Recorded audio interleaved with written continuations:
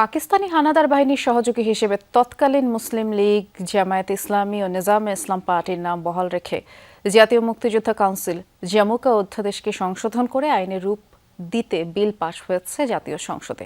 বৃহস্পতিবার সংসদের বৈঠকে বিলটি উত্থাপন করেন মুক্তিযুদ্ধ বিষয়ক মন্ত্রী আহমেদ আজম খান।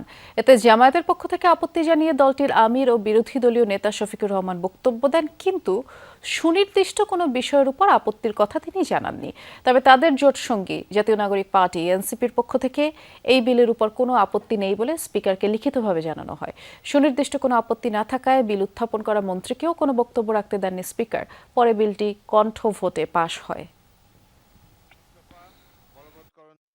এই বিলে প্রস্তাবনা করা হয়েছে যে জিনিসটা স্বাধীনতার পরে তখনকার শাসকও আনেন নাই, মরহুম প্রেসিডেন্ট জিয়াউর রহমান রাহিমাউল্লাহ তিনিও আনেন নাই, তিনবারের অতি সম্মানীয় প্রধানমন্ত্রী তিনিও আনেন নাই।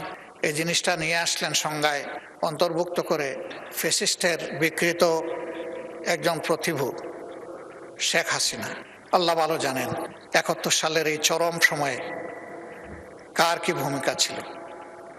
আল্লাহ তাআলা তার নিখুঁত পূর্ণাঙ্গ একমাত্র সাক্ষী।